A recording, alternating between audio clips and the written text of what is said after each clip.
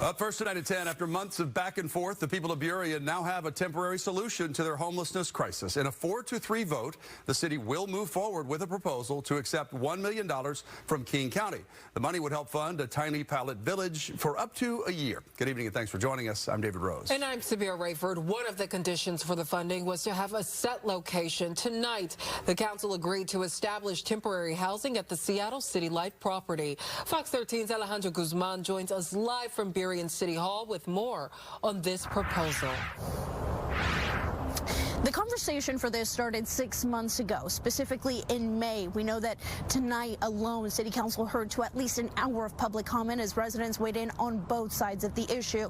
Now tonight, this designated shelter will house at least 90% of it will be designated for Burien residents who are unsheltered. Now we know that at least for one local shelter, tonight's decision is a big one as they anticipate the need is only increasing. Will this be the last homeless camp in Burien, or just the first? A question that's been unanswered for months in the city of Burien. We want housing.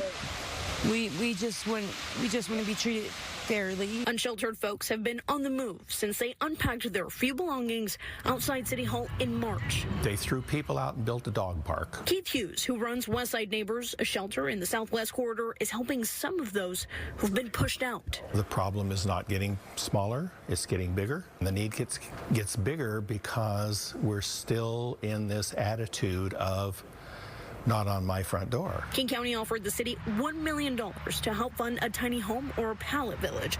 City Council has been weighing options since May, including the Toyota lot. A motion to terminate the agreement failed in May.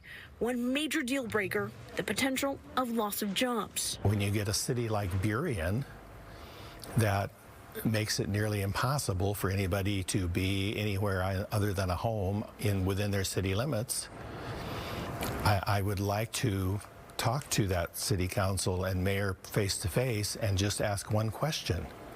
Where do you think they go? Two other options, the lots at Boulevard Park and Seattle City Light. Do we want a village anywhere? I think this which location is best is almost kind of a smokescreen because I feel like some of you really don't want a village in Burien and would vote against any location. Everybody against putting in Boulevard Park, please raise their hand.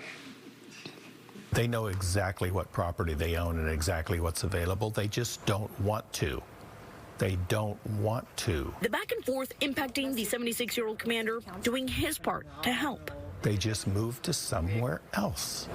So now that the city of Burien is completely shut down, they're moving here. They're coming here. So it's going to get worse for me. Monday's special meeting was the council's last-ditch effort to make use of the county's funding. Please accept the money because it's a really good thing. You know, it would help a lot of people get on the right track because a lot of us, that's what we need is just that, you know, a place to live, a roof over our head, a safe place. The pleas heard loud and clear. So the motion passes, 4 votes to 3. As the city voted 4-3 to use the funds to help house the unsheltered at Seattle City Light's lot. Some questioning why it took 6 months to get here. We need to know where the dollars were going to go and how long. And also, it was really valuable to hear from the community during testimony because the motion that was made today could not have been possible unless people spoke up and really talked about their fear for safety.